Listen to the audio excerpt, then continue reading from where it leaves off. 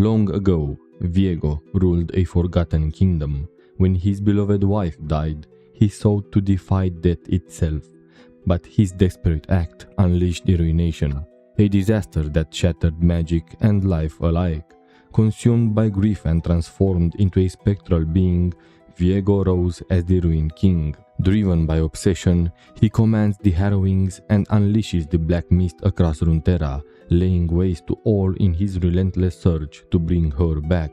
Welcome, lore lovers, to Landrag, where we dive deep into the stories that shape the worlds we love. Today, we are unraveling the tale of Viego, the ruined king whose obsessive love shattered a kingdom and unleashed a dark fate on the world. Let's explore his tragic journey together.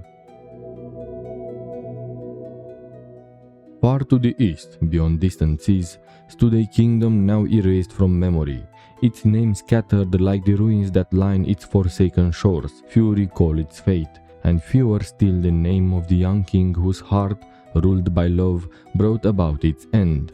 His name was, still is, Viego. Born the second son of a powerful monarch, Viego was never destined to wear the crown. His early life was one of luxury, untouched by duty or responsibility, shaping him into a man both selfish and complacent. But fate turned cruel and swift. His elder brother's sudden death forced Viego into a role he neither desired nor was prepared for.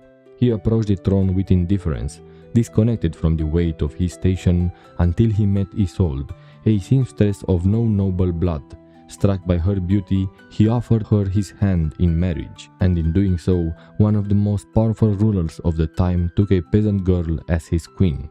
Their love was nothing short of a fairy tale. Viego, once absorbed only in himself, found in Isolde a reason to change. He adored her wholly, rarely letting her out of his sight.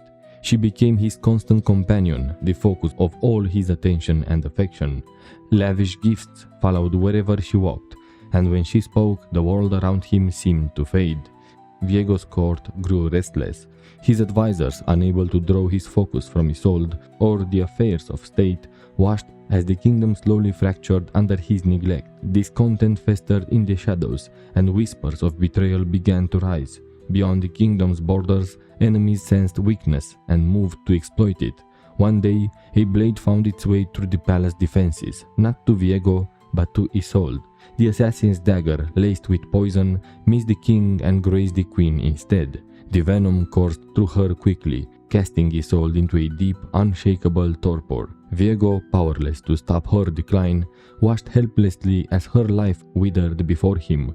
In desperation, he emptied the royal vaults, sparing no coin or resource to save her. But his efforts failed. Isolde died, and something within Viego shattered. Madness overtook him. He refused to believe she was truly gone. His obsession with reversing death consumed him. The wealth of the realm was poured into forbidden knowledge and arcane pursuits as the kingdom crumbled in his absence. Alone with her body, Viego grew twisted, furious, vengeful, lost to grief. Then word reached him of the Blessed Isles, where sacred waters were said to cure any affliction. Viego led his armies across the seas, descending upon the peaceful land with fire and steel. None were spared.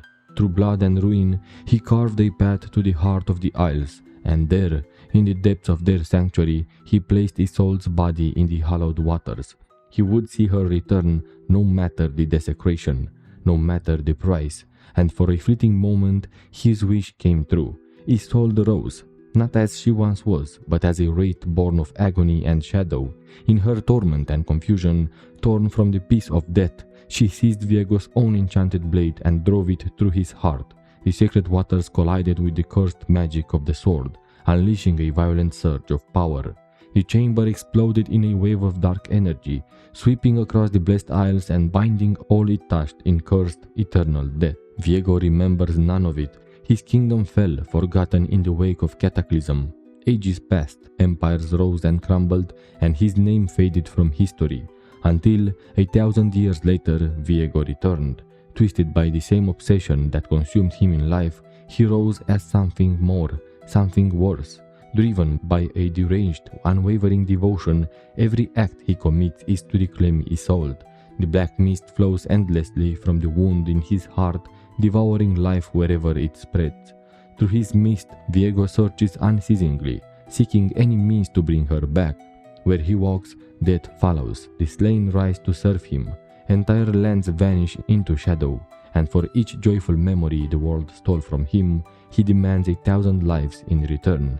He sees nothing but her, his reign is dread, his love undying, and until Isolde breathes again, none shall stand before the ruined king. Enjoying the lore so far? Make sure to hit that like button and subscribe to Lion Drag. Your support helps my channel grow, and it allows me to bring you even more captivating stories from the worlds we love. Don't miss out, let's dive deeper together. Let us now turn from the tale of Viego's descent into madness and ruin and speak of those who walked beside him, willingly or not. These are the ones tied to his tragic legend, whose fates were forever bound to the ruined king. Callista, Viego's niece and trusted general, shared a deep bond with him, more like siblings than kin. Their connection weakened as Viego's obsession with the throne grew, but Callista remained loyal.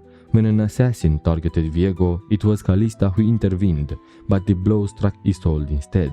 In search of a cure, Callista returned too late and was imprisoned for her failure. Persuaded by Hecarim, she led Viego's forces to the Blessed Isles. When Viego ordered the slaughter of the island's defenders, Callista refused, and for her defiance she was slain by Hecarim's blade. Hecarim, master of the Iron Order, led the king's enforcers with cold efficiency. Though sworn to serve Camavor, his loyalty to Viego was not born of honor, but of ambition. When unrest threatened the throne, it was Hecarim who silenced dissent. When Viego marched upon the Blessed Isles, it was Hecarim and his knights who raised the sacred grounds, plundering as the king sought the forbidden waters. Hecarim's heart was void of reverence. He followed Viego not out of fealty, but for the license to spread terror and feed upon the spoils of the Black Mist. From distant Camavor came Vladimir, whom Viego called uncle. Though their blood ties were faint, a sign of the same ancient line, Vladimir had long since fallen under the sways of his darkened master and watched the world through his eyes that no longer aged. He sent yearly letters to his homeland, ritual gestures of courtesy to a crown that no longer knew him.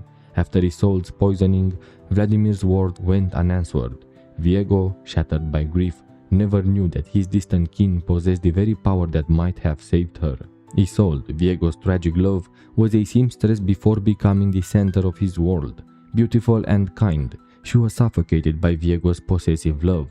He saw her not as an equal, but as something to perfect, lashing out when she failed to meet his impossible ideals. His obsession, twisted by a belief she was his to own, consumed him. When Viego brought her back from death, she rose in agony and struck him with his own sword, causing the ruination. When revived again, she rejected him, horrified by the destruction he caused. In the end, she allowed herself to be killed by Action's absolver, her soul helping Gwen and Senna weaken Viego. Gwen, a doll brought to life by Isolde's magic, knew Viego only as the source of her pain. She held within her a shard of Isolde's soul, and with it, a deep sorrow. She stood against Viego, joining the Sentinels of Light in defiance of his madness, wielding the threads of memory and spirit to mend what had been torn asunder. It was Thresh who led Viego to the waters of life, the cunning jailer who had long plotted from within the Shadow Isles.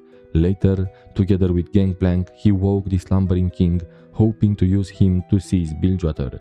But Thresh's schemes ran deeper still, for while Viego spread the Black Mist, Thresh secretly siphoned its power to loosen the chains that bound him to undeath. Senna bore a shard of Isolde's soul, and with it, the burden of being hunted by the mist.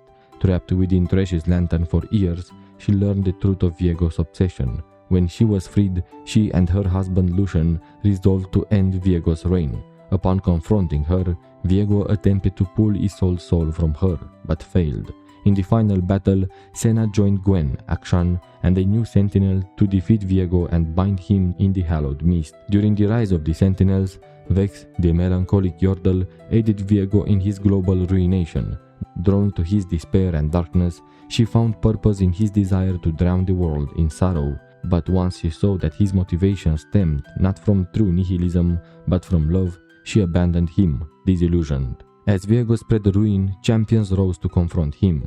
Maokai and Yorick hunted him to restore the Blessed Isles. The Maiden of the Mist carried a fragment of Isolde's soul. In the Ruined King, Ari, Braum, Ilawi, Misfortune, Pike, and Yasuo sailed to the Shadow Isles to stop him.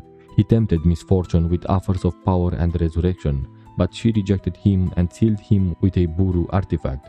But Viego would escape. The heroines he unleashed spread like wildfire across Runeterra.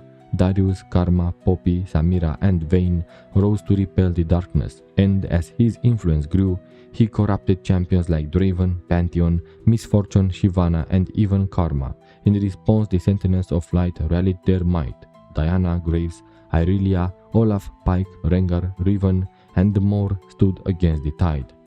The world stands still in the shadow of the Ruined King, his love undying, his madness without end.